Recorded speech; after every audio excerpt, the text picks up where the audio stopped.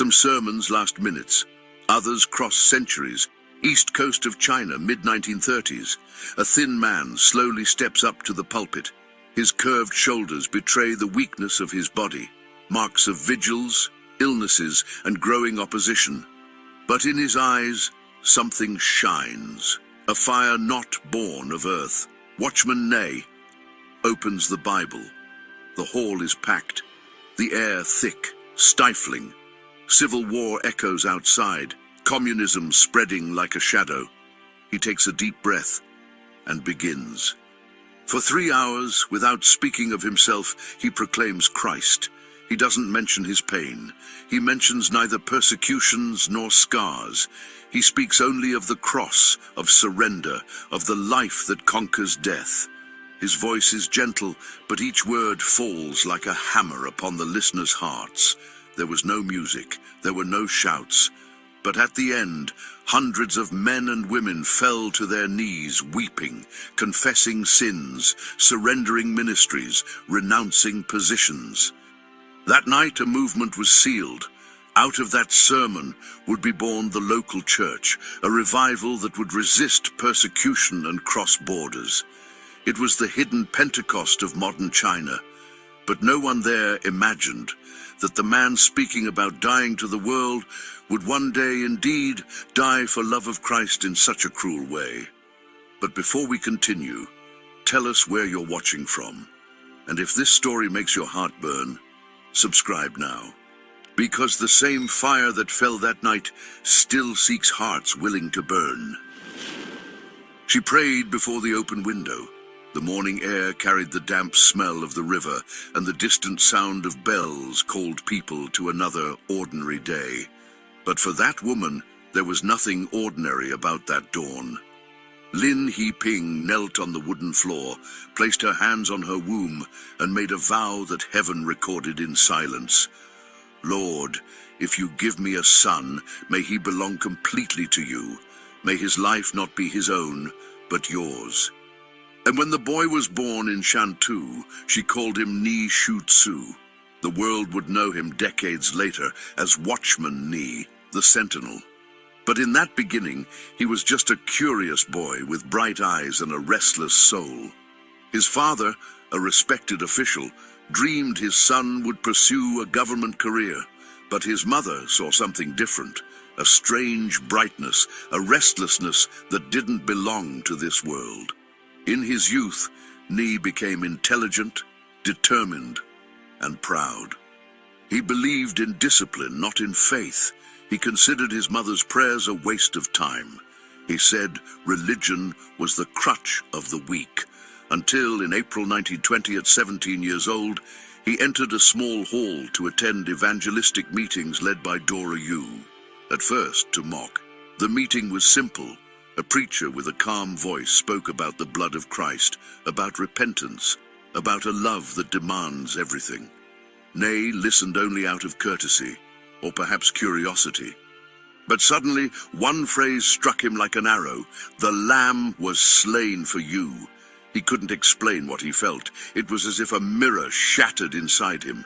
He left the hall disturbed, walked through empty streets to his room. There, alone, he fell to his knees. Lord Jesus, you have won. From this day forward, I will be yours. When day broke, something was different. There was no enthusiasm, only peace. The same peace his mother had always had in her eyes. In that moment, a story began that would change the faith of a nation. The conversion was total. Nee became a student of the scriptures. He read the Bible like a man listening, and wrote down each verse like one receiving instructions from an invisible commander. He spent nights awake, sometimes on his knees, until his body gave out. He said prayer was the place where man surrenders before even fighting. In a short time, he began to preach. Not from pulpits, but on street corners, in homes, in makeshift halls. He spoke with a serenity that made people cry without understanding why. He didn't offer easy promises. He offered a cross. One day, he wrote in his notebook, "The Christian is someone who has already died, and now lives only for what is eternal." God led him down narrow paths. In the midst of fervent youth, Ni fell in love. She was a godly girl, sweet, the kind of love that seemed like heaven's approval. But in prayer he felt the Spirit say, "This is not the way," and with tears he obeyed. Later he wrote, "Obedience is the altar where God kindles his flame." At 19 he began gathering young people to study the Bible. There were no titles, no leaders, only brothers. Fellowship was the temple, Christ the center. There the seed was born of what years later would be known as the local church. It was during this time that he met Margaret Barber, an English missionary, severe but full of the Spirit. She tested him, confronted him, and often made him wait in silence, sometimes for hours, before speaking. Once, reading Philippians 3, she stopped and looked firmly into his eyes. To know Christ is to participate in his sufferings. Are you willing? He didn't answer with words, only wept. Later, he would write, God doesn't use full vessels. He first breaks them. And it was through breaking that Ni was being formed. People began to seek him out. They spoke of miracles, of conversions, of transformation. But he didn't accept praise. He always repeated, "There is nothing extraordinary about me. There is only a Christ who lives in me." In 1927, the movement expanded. Groups multiplied through villages and cities, without denominations, without hierarchy, only faith. Simple men preached, women led prayers, young people left their jobs to serve. It was a silent revival, but real, a new book of Acts written in the dust of China. But the same fire that attracted multitudes also ignited opposition. Some Western missionaries accused him of rebellion. Other local Christians called him a fanatic.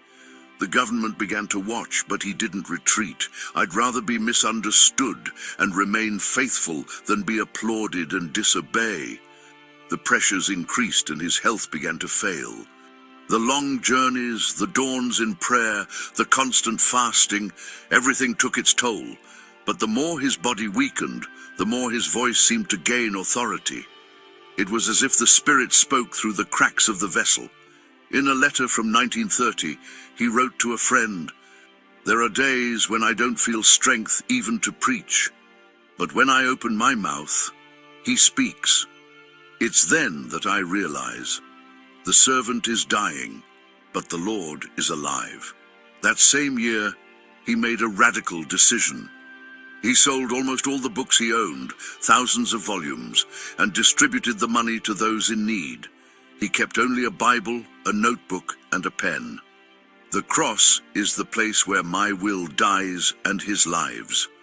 Houses became churches, tables became altars, broken bread a symbol of fellowship and courage, and the name of Jesus began to echo where before there was silence. By 1932, he was known throughout the region. Men came from far away to hear the young man who spoke of Christ as if he had seen him, and perhaps he had. His gaze, they say, was of one who had already contemplated something the world cannot offer. But among the blessings, the whispers began. Communism was growing, censorship tightening, and Ni's name began appearing in official reports. He knew what that meant. Even so, he continued to travel, write, teach. One dawn, praying alone, he felt a different weight. It wasn't fear, it was a forewarning. He picked up his notebook and wrote only one line: "The watchman must keep vigil, even when the enemy is already inside the walls." Those words would be remembered years later, because the enemy had already arrived, and the flame that burned over China would soon be surrounded by darkness. But that night, before lying down, he did what he always did. He bent his knees, took a deep breath, and said softly, "Lord, may I not deny you, not even in silence." The lamp flickered, and the shadow of the room seemed to bow. The clock struck 3 in the morning. The watchman remained on guard. The year was 1949. China was in turmoil. The sound of military boots echoed in the streets. Red flags fluttered, and the name of Christ began to be whispered with fear. The new communist regime prohibited independent religious gatherings. Pastors were arrested, temples confiscated, books burned. The government declared there cannot be two masters in China. Watchman Nee knew what that meant. He had preached that the true Lord is invisible, and that made him dangerous. The faith that united hearts was now seen as a threat to the state. In the first months, the local church movement suffered brutal pressures. Thousands of believers were interrogated. Some, terrified, denied his name to save their own lives. Others disappeared. But many remained, gathering in basements, caves, and abandoned houses, singing softly with tears. Nee, already sick, continued preaching in secret. His letters circulated hidden, passed from hand to hand like sacred contraband. Christ lives in us, he repeated, and as long as he lives, the church will never die. But the pressure increased. In 1952, his door was broken down before dawn. Armed men invaded, searched everything, papers, notebooks, letters. Everything was taken. He remained seated, silent, staring fixedly at a small cross on the table. He didn't resist, didn't argue, didn't beg. He only closed his eyes and whispered, "Lord, what comes now belongs to you." He was taken under escort, without handcuffs, his body frail, his countenance peaceful. Witnesses say he left his house smiling. Someone asked, "Watchman, where are they taking you?" And he answered, "Wherever the Lord goes with me." In the following days, newspapers called him an enemy of the people. The regime accused him of espionage, treason, and religious subversion. Nothing was proven, but the sentence was already written. 20 years of forced labor. The cell was damp, dark, without windows. During the first months, he was forced to carry stones under the sun, then sew sandbags. The guards mocked him, called him the mute preacher, but what hurt him most wasn't the insults, it was the silence. No Bible, no letters, no brothers nearby. He began to pray in thought, in whispers, without voice, without words, only breath. He wrote on a piece of cloth, "Even if I cannot preach, I can love. Even if I cannot speak, I can pray." The following years were a slow crucifixion. His body bent, his eyes lost brightness, but his spirit grew. The other prisoners noticed something different. He never got angry, never fought back. When he was beaten, he thanked softly. When they gave him the worst bread, he shared it. A guard said later, "That man didn't resist, he surrendered. But his surrender made us uneasy." Once, an officer decided to humiliate him before everyone. He ordered him to kneel and renounce the faith. Nee remained standing, silent. The soldier shouted, struck, tore his shirt and asked, "Why don't you speak?" He answered with a hoarse voice, "Because I already gave up my life before you asked for it." The news spread among the prisoners, the preacher who forgave. Some began to seek him at night asking for prayer. Others converted inside the camp. The revival the government tried to extinguish began there in the shadows. Meanwhile, on the outside, the local church grew, without pastors, without leaders, without temples.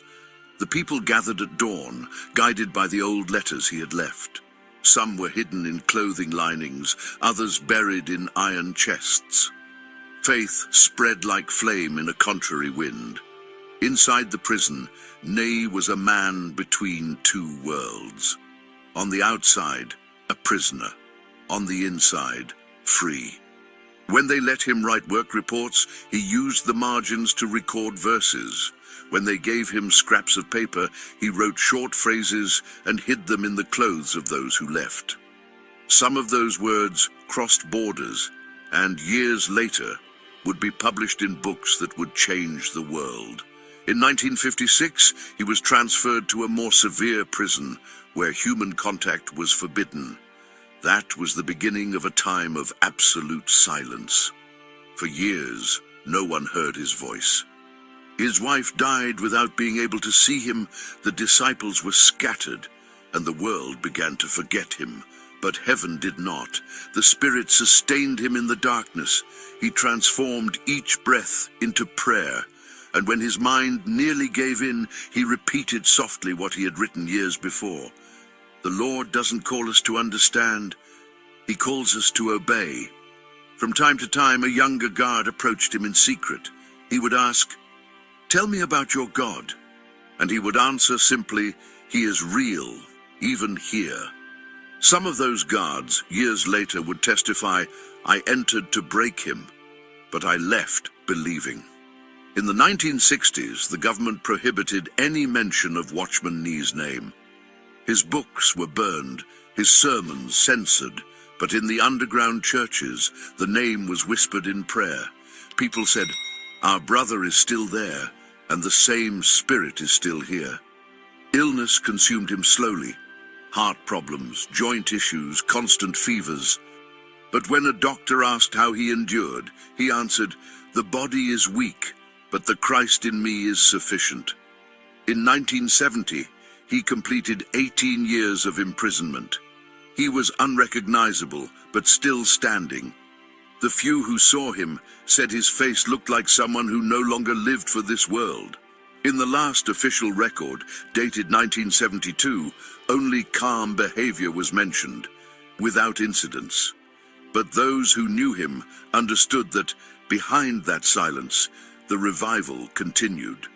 The clandestine churches multiplied, his books had already crossed the ocean, and foreign missionaries copied his phrases in hidden notebooks. In the prison, the watchman remained, no longer with voice, but with life, no longer with crowds, but with Christ. The empire called him a traitor, but heaven called him a witness. And without the guards realizing it, the flame he had kindled outside the walls now burned inside them. Winter arrived heavy in 1971. The cold air of Anhui pierced through the stone walls. The floor covered with ice reflected the glow of the lamps, and inside his cell, time seemed to have stopped. Watchman Nee, thin, shoulders bent, breathed with difficulty. They called him the mute preacher. But that silence for him was just another kind of prayer. The regime believed they had defeated him. No sermons, no letters, no audience, only darkness. But heaven never needed microphones. From within the walls, God began to write a story that no one could censure. The guards sometimes watched him with curiosity. At night, they heard murmurs coming from the cell. It was the sound of a song, almost inaudible, hummed through trembling teeth. Fragments of hymns, old memories from the time when the church gathered freely. One of the guards mocked, "Why do you still sing, old man? No one hears you." Nee smiled and answered softly, "But he hears."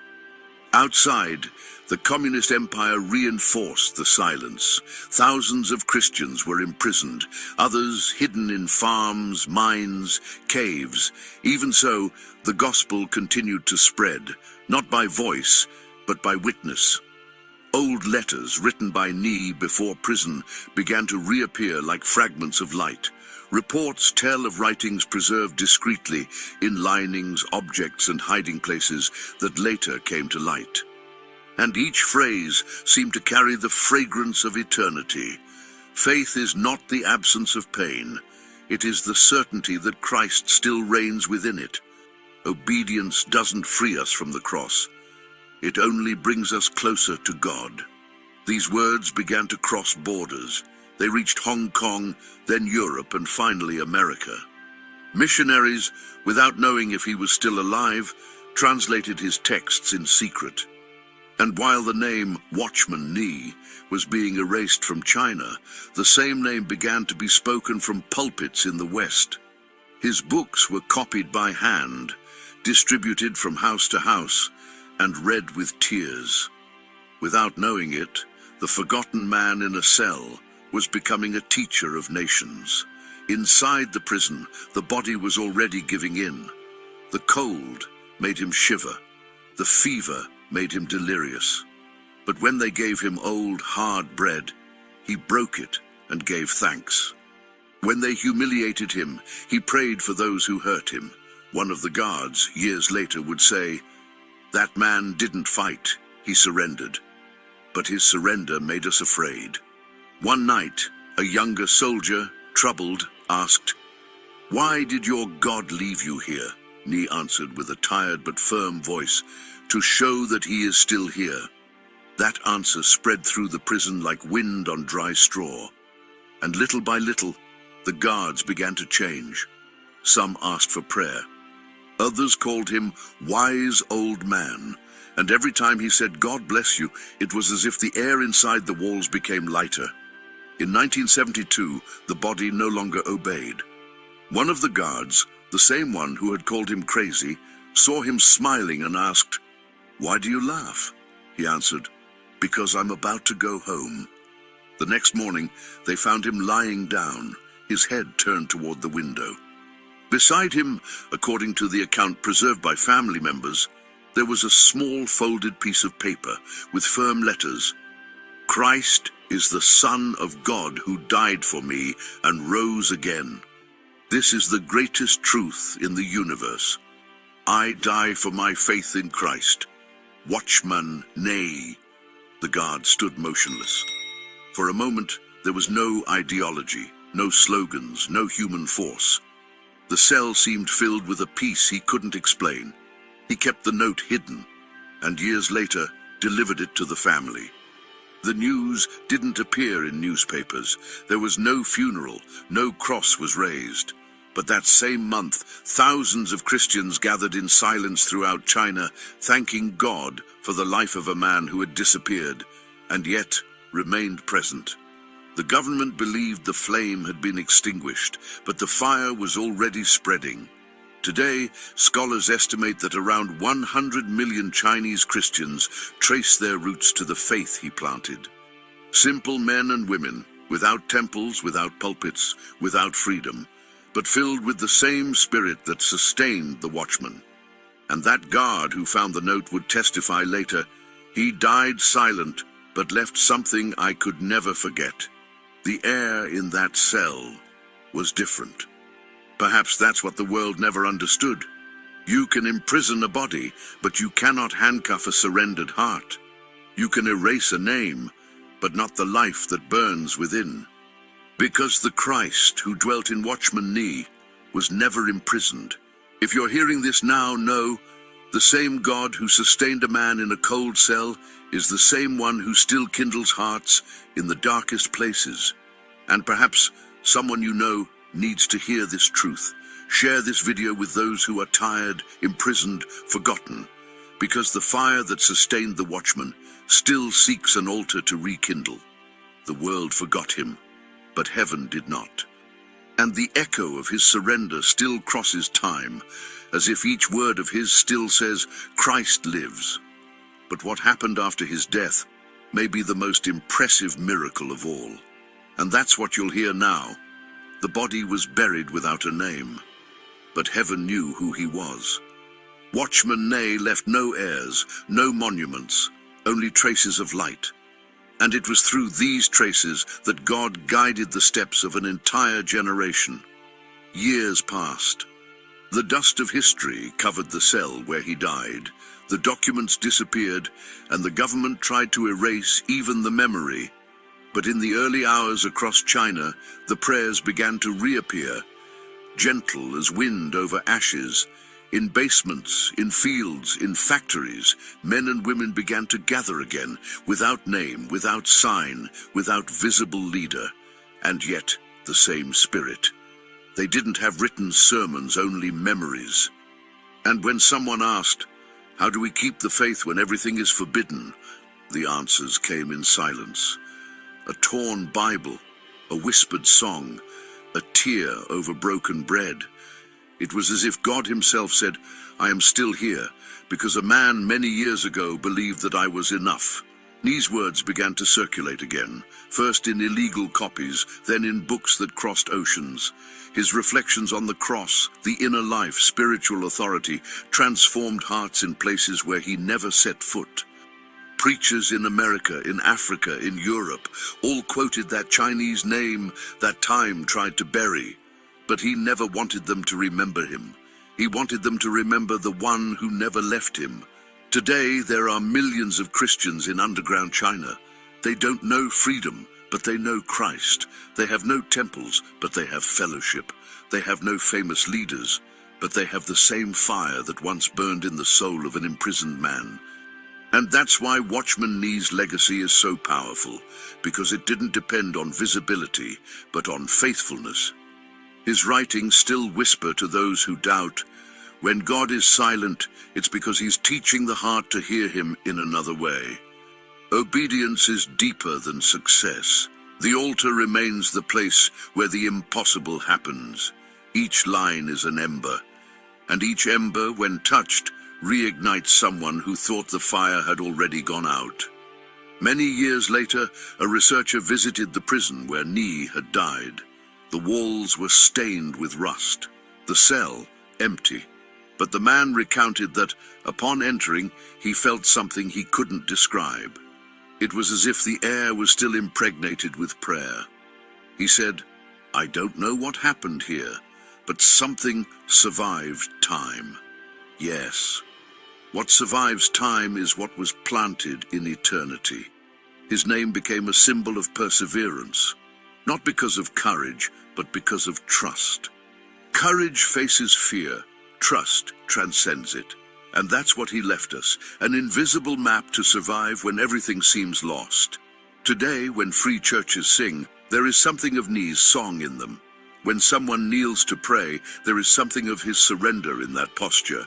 When a Christian forgives, there is something of his Christ in that gesture.